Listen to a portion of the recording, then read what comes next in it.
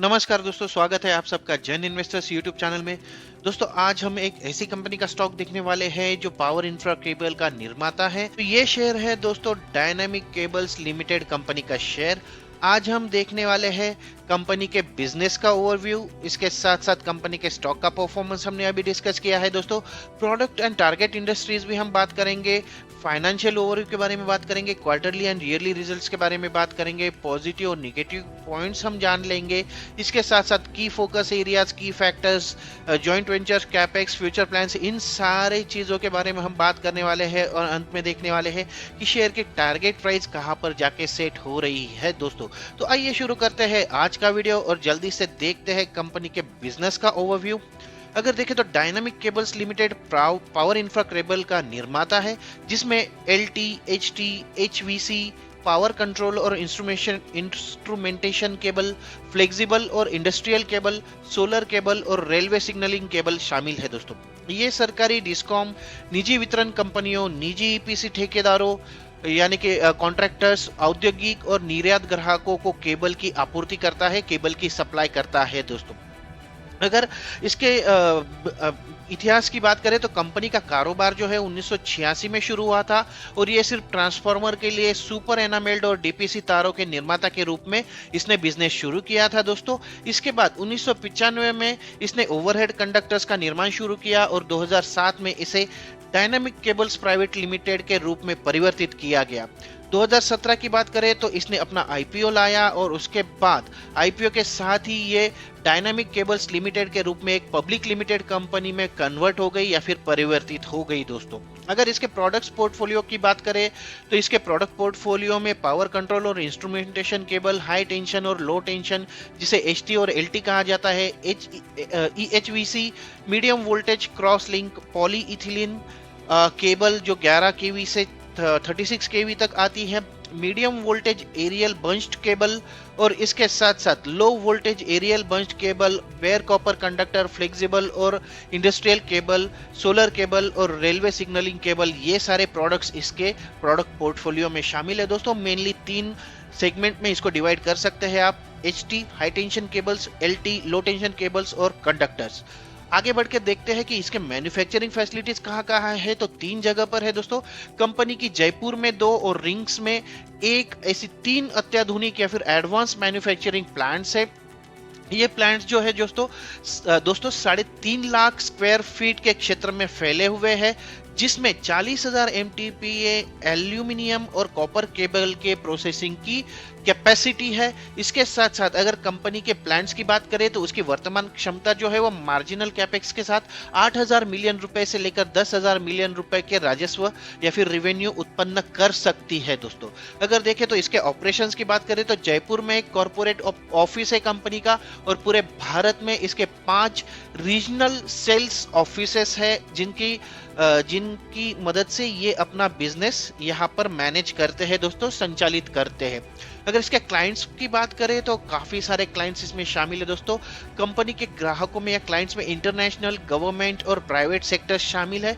अगर जैसा कि मैंने पहले भी बताया, कंपनी जो है वो सरकारी वितरण कंपनियां यानी कि डिस्कॉम, प्राइवेट डिस्कॉम, निजी ईपीसी कॉन्ट्रैक्टर्स और औद्योगिक और निर्यात कस्टमर्स को केबल की आपूर्ति करता है। अगर इसमें की कस्टमर्स की बात करें तो गवर्नमेंट क्लाइंट्स में देखिए दोस्तों, दिल्ली मेट्रो है, एनटीपीसी है, भेल है, बीएचईएल है, इसके साथ साथ एनबी है, महावितरण है और ऐसी काफी सारी गवर्नमेंट कंपनीज है जिनको ये कंपनी केबल्स प्रोवाइड करती है दोस्तों। इसके साथ साथ इंटरनेशनल क्लाइंट में नेपाल से भी है, नेपाल विद्युत प्राधिकरण, इसके साथ साथ सेनेलेक है, ईडीसीएल है, केनिया से भी है दोस्तों, इसके एमईसी, इसके बाद लकी ग्रुप है, ईडीसीएल है, जिसको है, ट्रांसनेल है और काफी सारे बड़े बड़े क्लाइंट्स इसमें शामिल है। और प्राइवेट क्लाइंट्स की तो बात ही अलग है दोस्तों। Tata Power, Godrej, Voltas, ABB, BSES, Bajaj, NCC, Sterling and Wilson, Siemens, Sustain, Larsen and Toubro, Hitachi Energy, Adani जैसी बड़ी बड़ी कंपनियां इसके क्लाइंट लिस्ट में ऑलरेडी शामिल है दोस्तों। अगर आगे बढ़ के अगर देखें दोस्तों तो इसका ग्लोबल प्रेजेंस के बारे में हम जरूर बात करना चाहेंगे। अगर देखें तो कंपनी जो है वो 40 से ज्यादा कंट्रीज को एक्सपोर्ट करती है, जिसमें साउथ अफ्रीका, इसके बाद Latin America, north America, Asia, Australia, ये सारे जो कॉन्टिनेंट्स है उसमें ये कंपनी अपना बिजनेस अपने प्रोडक्ट्स एक्सपोर्ट करती है। दोस्तों अगर साइड में देखें तो एक्सपोर्ट का जो पिछले साल का आंकड़ा रहा है वो 61.84 करोड़ रुपीस का रहा है। दोस्तों 2020 के बाद ये बहुत ज्यादा हाई लेवल पर जा चुका है। 2020 इनका हाईएस्ट लेवल था जहां पर इन्होंने लगभग 73 करोड़ रुपए का एक्सपोर्ट किया था और उसके बाद अब लगभग 62 करोड़ रुपए का एक्सपोर्ट किया है FY 2022 में। आगे बढ़ते हैं दोस्तों, आगे बढ़ के हम फाइनेंशियल नंबर्स के बारे में बात करने वाले हैं दोस्तों। लेकिन अगर अभी तक दी हुई मेरी जानकारी आपको पसंद आई है तो मेरे वीडियो को लाइक जरूर कीजिए दोस्तों, और अगर आप मेरे चैनल पर नए हैं तो मेरे चैनल को सब्सक्राइब जरूर कीजिए, साथ ही बेल आइकन का प्रेस करके ऑल का ऑप्शन जरूर सिलेक्ट कर लीजिए ताकि मेरे वीडियोस के नोटिफिकेशन आपको कंटिन्यूअसली मिलते रहे और आपकी हेल्प होती रहे दोस्तों आपकी इन्वेस्टमेंट स्ट्रेटेजी डिसाइड करने में। तो चलिए आगे बढ़ते हैं, आगे बढ़ के देखते हैं। सबसे पहले कंपनी के फाइनेंशियल्स के बारे में बात करेंगे। बात करते हैं बिजनेस ओवरव्यू के दोस्तों। मार्केट कैपिटलाइजेशन अगर देखें तो 383 करोड़ रुपए का है इस कंपनी का। कंपनी के शेयर की करंट प्राइस लगभग 174 के करीब है। 226 जो है इसका 52 वीक हाई लेवल है और 93 जो है इसका 52 वीक लो लेवल है। स्टॉक का पी लगभग 13 के करीब है और इंडस्ट्री पी जो है वो लगभग 21 के करीब है। तो अभी तक ये स्टॉक थोड़ा सा सस्ता ही नजर आ रहा है। अगर पी की बात कर ले, बुक वैल्यू जो है तो 73 रुपए की बुक वैल्यू है। डिविडेंड यील्ड 0.29% की है। कंपनी डिविडेंड प्रोवाइड करती है। ROCE का आंकड़ा 23.7% का है जो कि एक अच्छा नंबर है। ROE का आंकड़ा जो है वो 23.3% का, ये भी एक अच्छा नंबर यहाँ पर नजर आ रहा है। फेस वैल्यू जो है वो 10 रुपए की है। अगर देखें तो EPS 13.4 रुपए का। प्रॉफिट ग्रोथ रहा है 6.34 का, ये थोड़ा सा कम है मेरे हिसाब से। सेल्स ग्रोथ 25% का रहा है जो कि एक एवरेज आंकड़ा है। सेल्स ग्रोथ लास्ट 5 ईयर्स में कंसिस्टेंट सेल्स ग्रोथ दिखा रही है और प्रॉफिट भी एक कंसिस्टेंट वेरिएंस के साथ बढ़ रहा है। दोस्तों अगर देखें तो लगभग 92 करोड़ रुपए का इन पर कर्जा है, डेट है, और करंट एसेट जो है वो 328 करोड़ रुपए की है। तो डेट टू इक्विटी रेशियो जो है वो 0.57 का और डेटर डेज बन रहे 103 दिन के। दोस्तों इसके साथ साथ पिछले एक साल में लगभग 30% के करीब इन्होंने रिटर्न दे दिया है।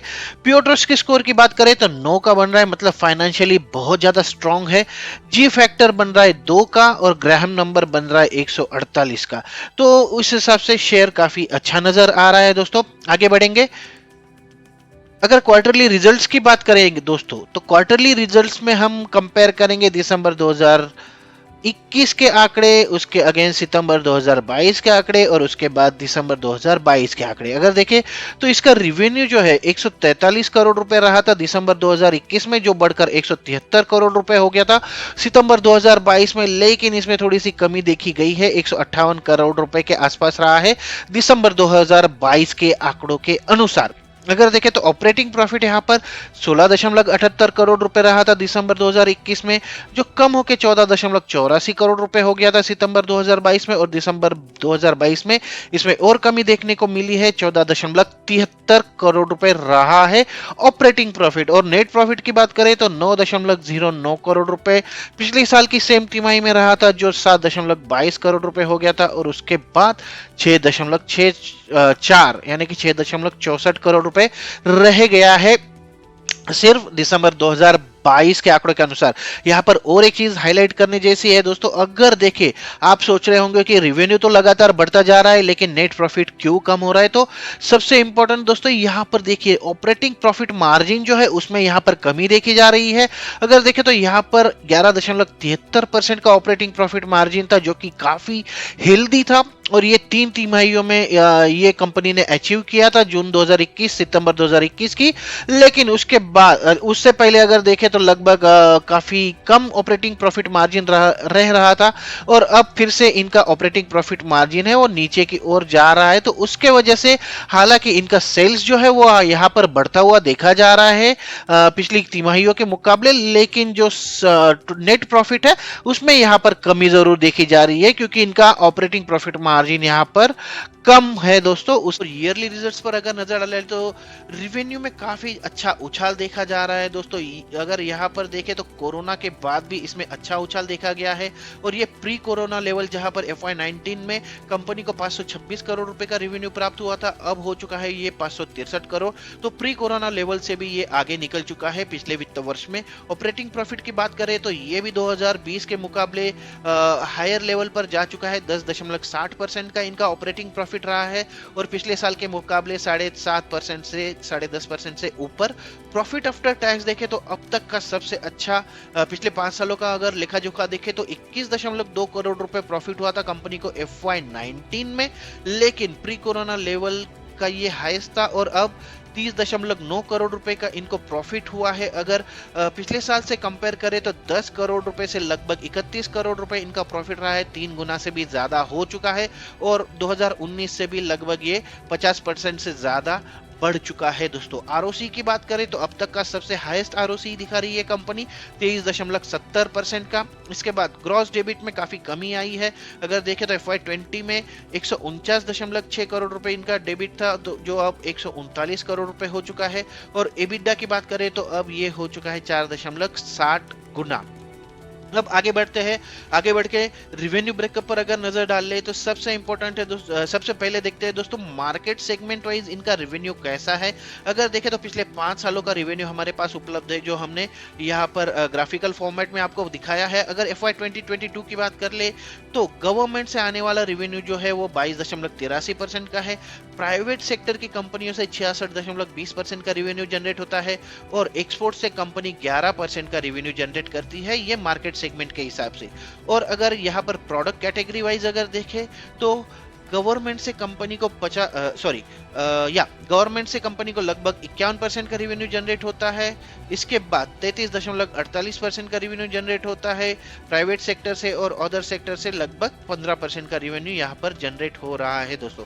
आइए आगे बढ़ते हैं। अगर शेयर होल्डिंग पैटर्न की बात करें दोस्तों तो शेयर होल्डिंग पैटर्न में देखिए दिसंबर 2022 के आंकड़ों के अनुसार 74.41% की प्रमोटर्स की होल्डिंग है। इसके बाद अगर देखें तो 25.30 की जो है वो पब्लिक की होल्डिंग है, फॉरेन इन्वेस्टर्स की 0.28 की, और अदर्स की है इसमें 0.01% की।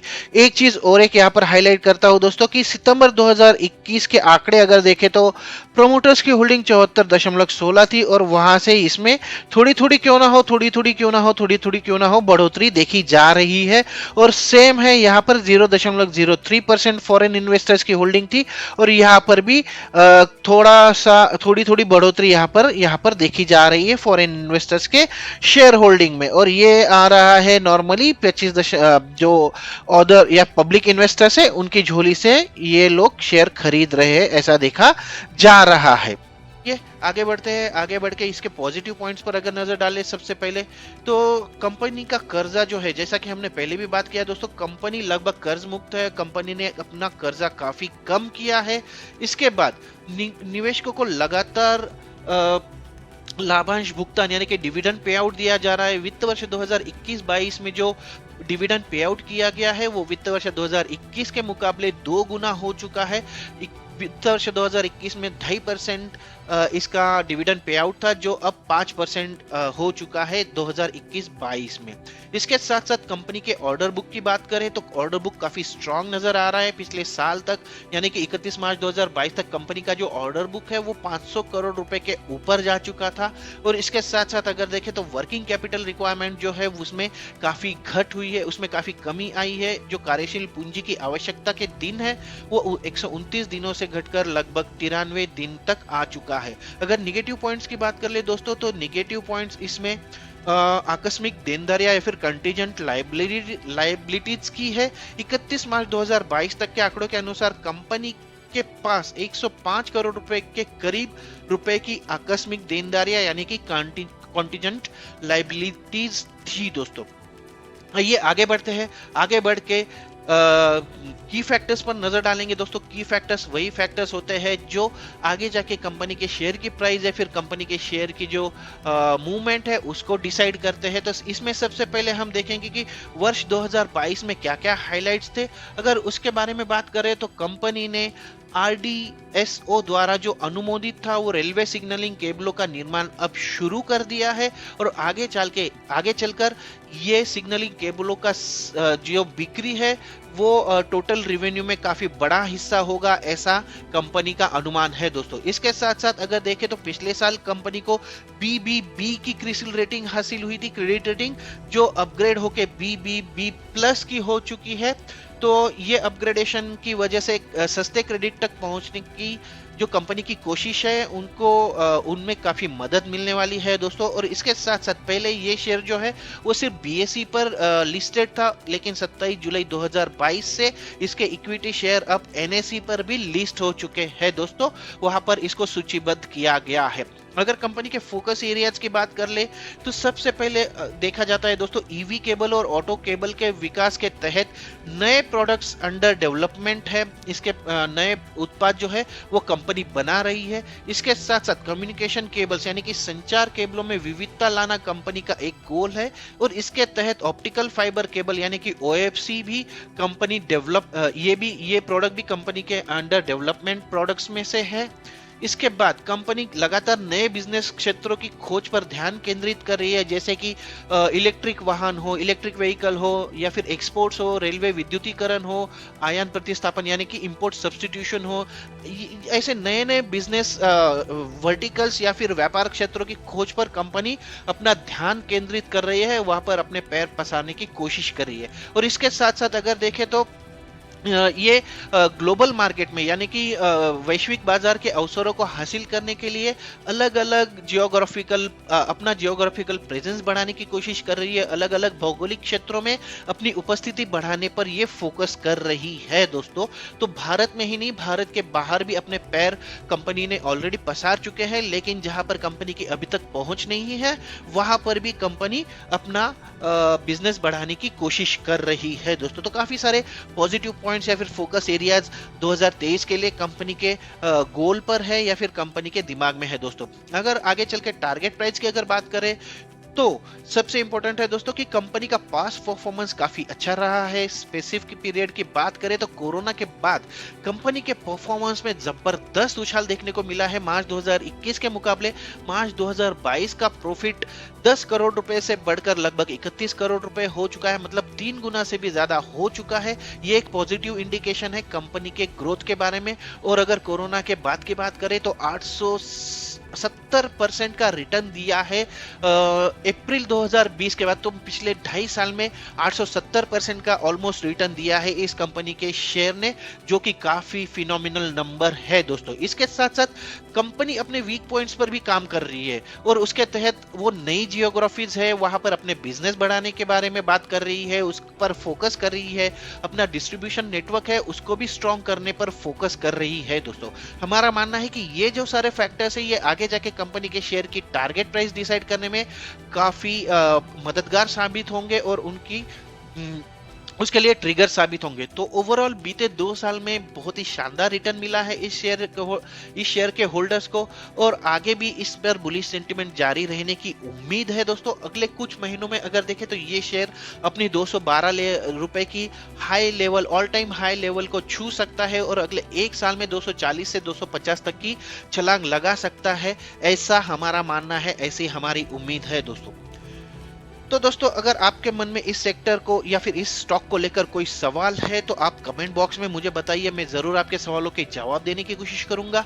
आशा करता हूं कि ये वीडियो आपको पसंद आएगा और आपका एक लाइक इस वीडियो को जरूर मिलेगा। तो आज के वीडियो में मैं यही रुकता हूं दोस्तों। मिलते हैं अगले वीडियो में एक नए शेयर के साथ, एक नई जानकारी के साथ जो आपको हेल्प करेगी आपकी इन्वेस्टमेंट स्ट्रेटेजी डिसाइड करने में।